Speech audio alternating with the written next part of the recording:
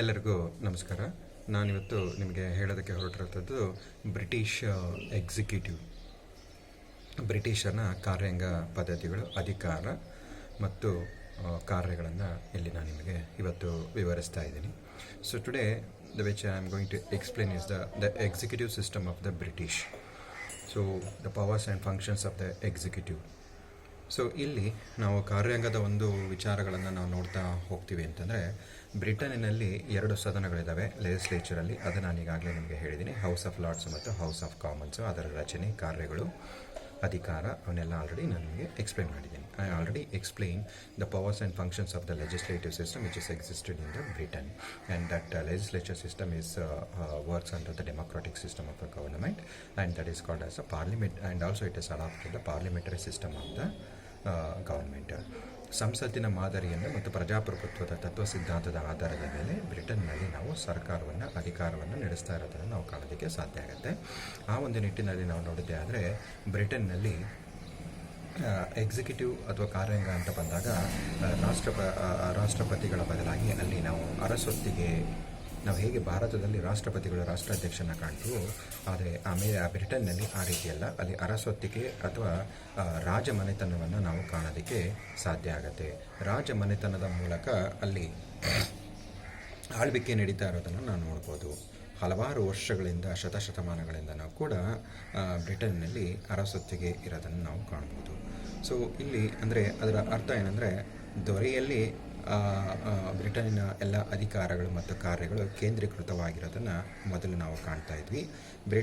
ಬ್ರಿಟನ್ನ ದೊರೆಯಲ್ಲಿ ಎಲ್ಲ ಅಧಿಕಾರಗಳು ಕೇಂದ್ರೀಕೃತವಾಗಿದೆ ಅಂದರೆ ಅದರ ಅರ್ಥ ರಾಜ ಮುಕುಟಕ್ಕೆ, ಇಲ್ಲಿ ಸರಿಯಾಗಿ ಅರ್ಥ ಮಾಡ್ಕೊಳ್ಳಿ, ರಾಜ ಮುಕುಟಕ್ಕೆ ಬ್ರಿಟನ್ನಿನ ಎಲ್ಲ ಅಧಿಕಾರಗಳು ಮತ್ತು ಕಾರ್ಯಗಳು ಕೇಂದ್ರೀಕೃತವಾಗಿರೋದು. ಅಂದರೆ ಅದರ ಅರ್ಥ, ಇಂಗ್ಲೀಷ್ ಪದ ರಾಜ ಮುಕುಟ, ಕಿರೀಟ ಅಥವಾ ದೊರೆತನ ಅಂದರೆ ಕ್ರೌನ್ ಅಂತ ನಾವು ಇಲ್ಲಿ ಕರೆಯುವಂಥದ್ದು. ಇಂಗ್ಲೀಷಲ್ಲಿ ಕ್ರೌನ್ ಅಂತ ಕೇಳ್ತೀವಿ. So it means that the word crown is the important factor when it comes to the point of the executives of the Britain, because all the powers and functions are existed in the crown, not in particular person.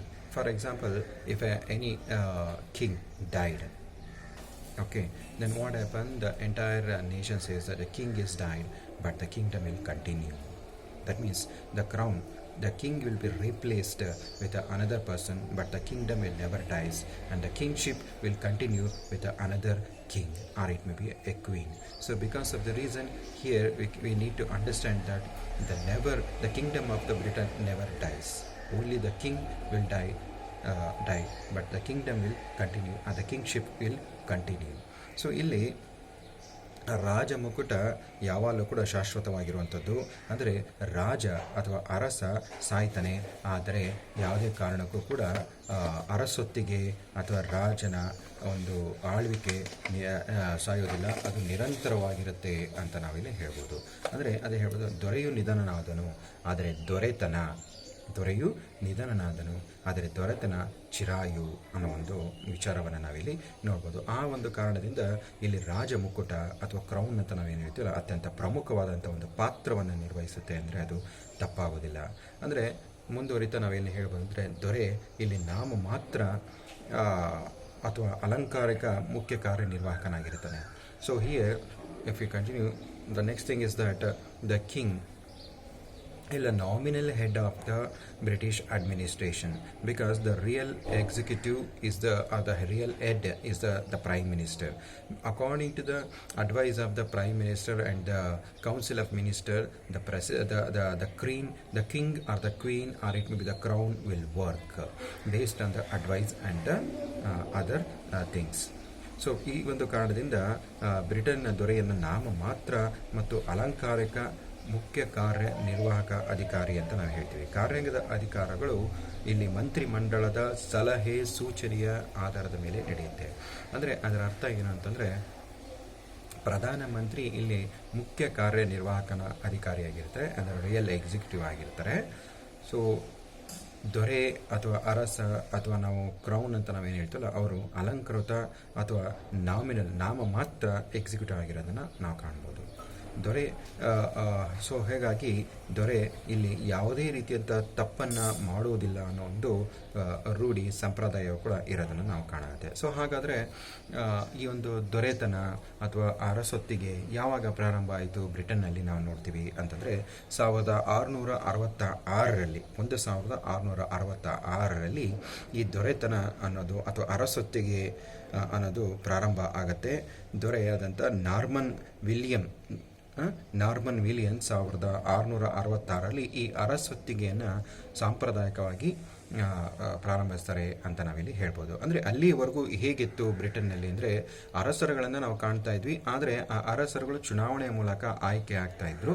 ಅಂದರೆ ಪ್ರಜೆಗಳಿಂದ ನೇರವಾಗಿ ಆಯ್ಕೆ ಆಗ್ತಾ ಇದ್ರು. ಒಂದು ಪಕ್ಷದಲ್ಲಿ ಯಾವುದೇ ಒಬ್ಬ ದೊರೆ ನಿಧನ ಹೊಂದಿದರೆ ಸ್ವಲ್ಪ ಅಲ್ಲಿ ಗ್ಯಾಪನ್ನು ಕೊಟ್ಟು ನಂತರದಲ್ಲಿ ಇನ್ನೊಬ್ಬ ದೊರೆಯನ್ನು ಆರಿಸಿ ಆ ಒಂದು ರಾಜನ ಒಂದು ಆಳ್ವಿಕೆಯನ್ನು ಮುಂದುವರಿಸ್ಕೊಂಡು ಹೋಗ್ತಾ ಇದ್ರು. ಆದರೆ 1666ರಲ್ಲಿ ನಾರ್ಮನ್ನ ದೊರೆಯಾದಂಥ ವಿಲಿಯಂ ಅವರು ಈ ಒಂದು ಸಂಪ್ರದಾಯಕ್ಕೆ ಅಂತ್ಯವನ್ನು ಮಾಡಿ ಅದನ್ನು ಅರಸೊತ್ತಿಗೆಯನ್ನಾಗಿ ಮಾಡ್ತಾರೆ. ಅಂದರೆ ಒಂದು ಮನೆತನದ ಒಂದು ಸಾಂಪ್ರದಾಯಿಕ ಮನೆತನದ ಆನುವಂಶಿಕವಾಗೋ ರೀತಿಯಲ್ಲಿ ಇದನ್ನು ಮಾಡ್ತಾರೆ.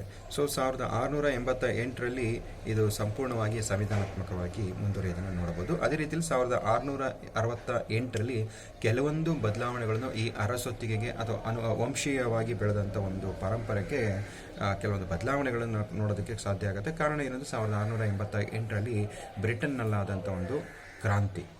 ಓಕೆ, ಈ ಒಂದು ಕ್ರಾಂತಿ ಒಂದು ಅರಸೊತ್ತಿಗೆ ಸ್ವಲ್ಪ ಕೆಲವೊಂದು ಬದಲಾವಣೆಗಳನ್ನು ಕೂಡ ತರುತ್ತೆ ಅಂತ ನಾವಿಲ್ಲಿ ಹೇಳ್ಬೋದು.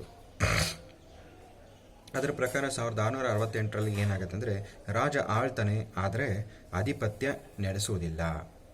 ಸೊ ಇದು ಪ್ರಮುಖವಾಗಿ ಒಂದು ಕ್ರಾಂತಿಯಿಂದ ಆದಂಥ ಒಂದು ಬದಲಾವಣೆ. ಏನು 1668ರಲ್ಲಿ ಬ್ರಿಟನ್ ರಾಜ ಆಳ್ತಾನೆ, ಆದರೆ ಆಧಿಪತ್ಯ ನಡೆಸುವುದಿಲ್ಲ.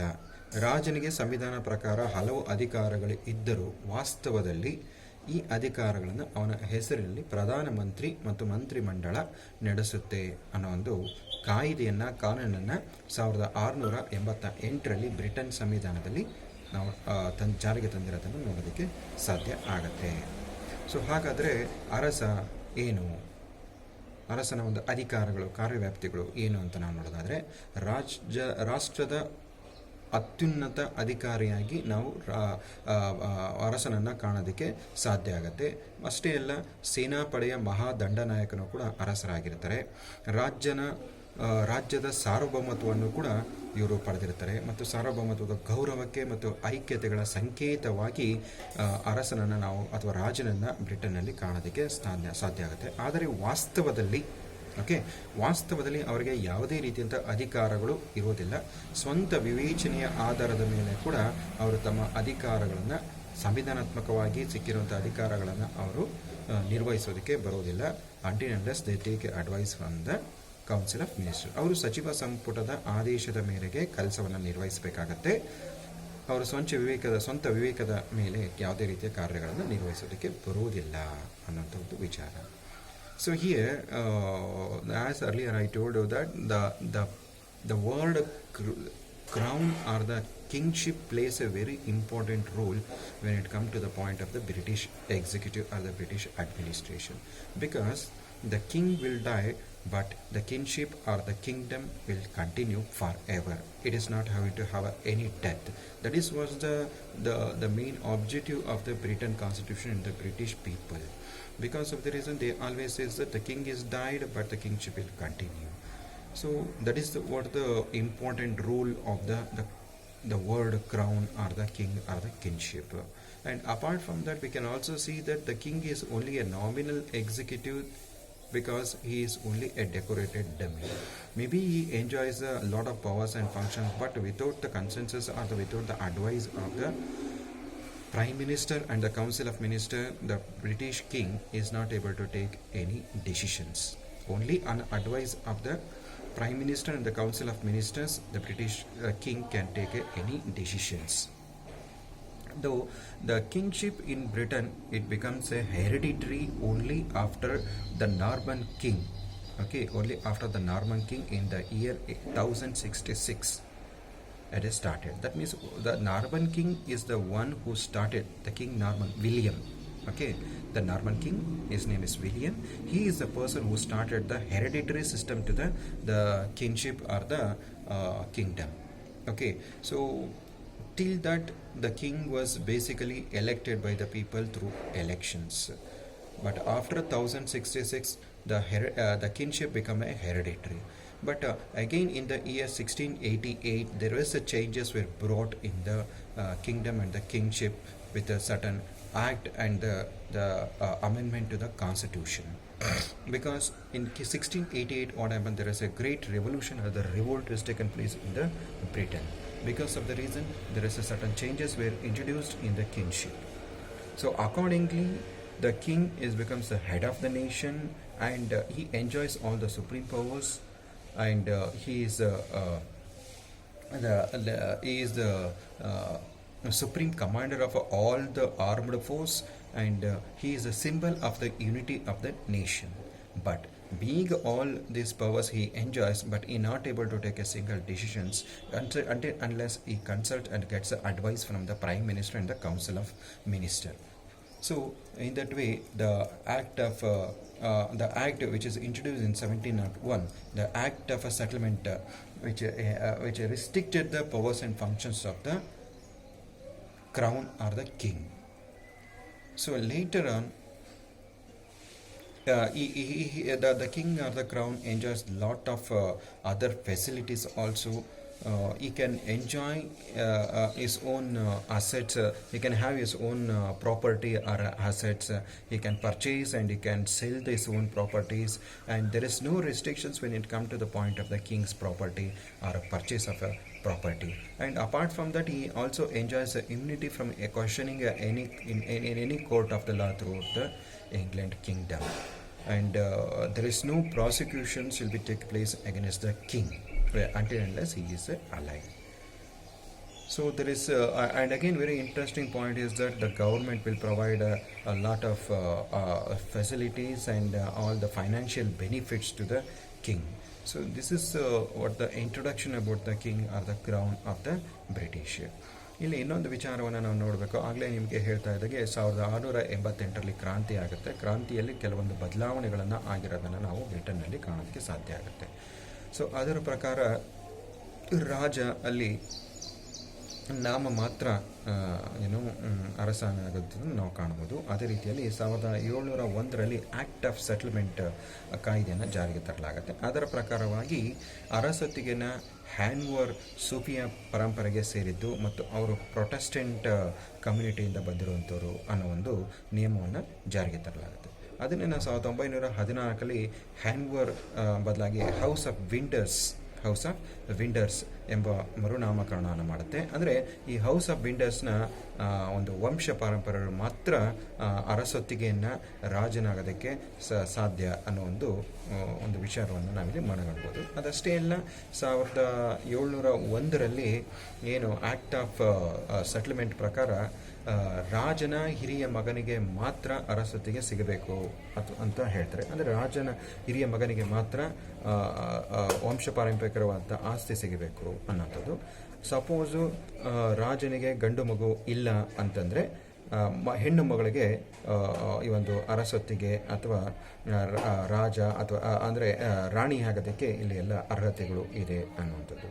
ಅದಲ್ಲದೆ ಇಂಗ್ಲೆಂಡ್ನ ರಾಜನಿಗೆ ಇಲ್ಲಿ ಹಲವಾರು ಸವಲತ್ತುಗಳು ಕೂಡ ಇರೋದನ್ನು ನಾವು ಕಾಣ್ಬೋದು. ಅವರು ಖಾಸಗಿ ಆಸ್ತಿಯನ್ನು ಹೊಂದ್ಬೋದು, ಪರ್ಚೇಸ್ ಮಾಡ್ಬೋದು, ಸೇಲ್ಸನ್ನು ಮಾಡ್ಬೋದು. ಆದರೆ ಅದನ್ನು ಪ್ರಶ್ನೆಯನ್ನು ಮಾಡೋದಕ್ಕೆ ನ್ಯಾಯಾಲಯದಲ್ಲಿ ಸಾಧ್ಯ ಇಲ್ಲ. ಅಂದರೆ ರಾಜನ ಒಂದು ಆಸ್ತಿಯ ವಿಚಾರದಲ್ಲಿ ನಾವು ನ್ಯಾಯಾಲಯದಲ್ಲಾಗಿರ್ಬೋದು ಅಥವಾ ಬೇರೆ ಯಾವುದೇ ಒಂದು ವಿಚಾರದಲ್ಲಿ ಅರಸನ ಮೇಲೆ ನಾವು ಯಾವುದೇ ರೀತಿಯಂಥ ಕಾನೂನು ಕ್ರಮಗಳನ್ನು ಕೈಗೊಳ್ಳೋದಾಗಿರ್ಬೋದು ಅಥವಾ ಅರಸನ ಮೇಲೆ ಯಾವುದೇ ರೀತಿಯಾದಂಥ ಒಂದು ಶಿಕ್ಷೆಯನ್ನು ಕೂಡ ಯಾವುದೇ ನ್ಯಾಯಾಲಯ ಕೂಡ ವಿಧಿಸೋದಕ್ಕೆ ಬರುವುದಿಲ್ಲ ಅನ್ನುವಂಥದ್ದು ಇಲ್ಲಿ ನಾವು ತಿಳ್ಕೊಳ್ಬೇಕಾಗತ್ತೆ. ಅದಷ್ಟೇ ಅಲ್ಲದೆ ಸರ್ಕಾರದಿಂದ ರಾಜನಿಗೆ ಕಾಲತಾಲಕ್ಕೆ ಅವರ ಒಂದು ಕುಟುಂಬದ ಒಂದು ವ್ಯವಸ್ಥೆಗಾಗಿ ಸಾಕಷ್ಟು ರೀತಿಯ ವೇತನಗಳನ್ನು ಸವಲತ್ತುಗಳನ್ನು ನೀಡೋದನ್ನು ಕೂಡ ನಾವು ನೋಡ್ಬೋದು. ಸೊ ಇದಿಷ್ಟು ಬ್ರಿಟನ್ನ ಕಾರ್ಯಾಂಗದ ಪೀಠಿಕೆ ಅಥವಾ ವಿವರಣೆಗಳು ಅಂತ ಹೇಳ್ಬೋದು. Next I'll continue the powers and functions of the executive, that is the crown or it may be the king. ನಂತರದಲ್ಲಿ ನಾನು ಇವಾಗ ಏನು ಬ್ರಿಟನ್ನ ಅರಸನ ಸ್ಥಾನಮಾನಗಳು ಮತ್ತು ಅಧಿಕಾರಗಳು ಮತ್ತು ಅವರ ಒಂದು ಹಲವಾರು ವಿಚಾರಗಳನ್ನು ನಾನು ನಿಮಗೆ ತಿಳಿಸ್ತಾ ಹೋಗ್ತೇನೆ.